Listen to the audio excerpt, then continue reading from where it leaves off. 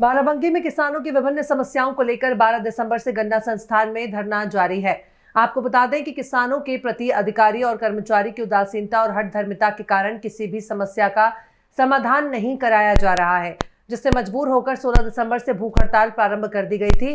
फिर भी इन भ्रष्ट अधिकारियों और कर्मचारियों द्वारा समस्या का संज्ञान नहीं लिया गया और न ही निस्तारण किया गया, जिससे मजबूर होकर चेतावनी दी गई है कि कल 12 बजे दोपहर तक यदि समस्याओं का विधिवत निराकरण नहीं कराया जाएगा तो संगठन के कार्यकर्ताओं और पदाधिकारियों के साथ पैदल मार्च कर मुख्यमंत्री योगी जी से अपनी समस्याओं के निराकरण करने के लिए ज्ञापन में लिखित समस्याएं दी गई हैं। ममारगंज, मजरे, कादिरपुर परगना, सिद्धौर तहसील हैदरगढ़ में ज्ञानवती पत्नी राधेश्याम की मृतक मां शांति देवी पत्नी खुशीराम को लालवद दिखाकर उसकी भूमि को अपने नाम दर्ज करवाने वालों के विरुद्ध कार्यवाही किए जाने के संबंध में किसान संगठन धरना देने पर मजबूर होंगे।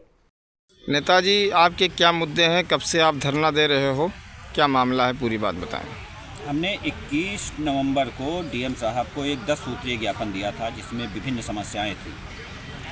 उसमें हमने लिखा था कि 15 दिन के अंदर अगर समस्याओं का निस्तारण नहीं हुआ तो 12 दिसंबर से हम लोग गन्ना संस्थान में अनिश्चितकालीन धरना प्रदर्शन करेंगे। उसी परिपेक्ष में हम लोगों ने 12 तारीख को धरना प्रदर्शन शुरू किया, लेकिन 4 दिन बीतने के बाद यहाँ पर कोई भी अधिकारी कर्मचारी यहाँ उपस्थित नहीं हुआ, तो हम लोगों ने कल 16 नवंबर से भूख हड़ताल शुरू की है।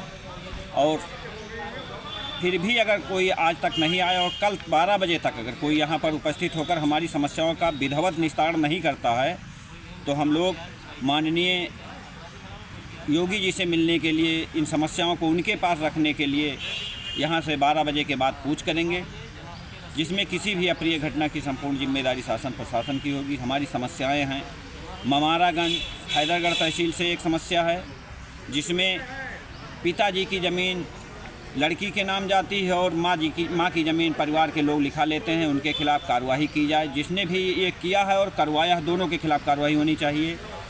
दूसरा मुद्दा राम स्नेही घाट तहसील से है, जिसमें तहसील प्रशासन द्वारा 21 मार्च को चकमार्ग व नवीन प्रति की ज़मीन खाली कराई गई थी, जिस पर आज तक बैरिकेटिंग नहीं हटवाई गई और ना तो अस्थायी निर्माण हटवाया गया है, जिसमें लिखित भी दिया गया था कि 1 सप्ताह के अंदर जो भी अस्थायी निर्माण है वो हटवा दिया जाएगा।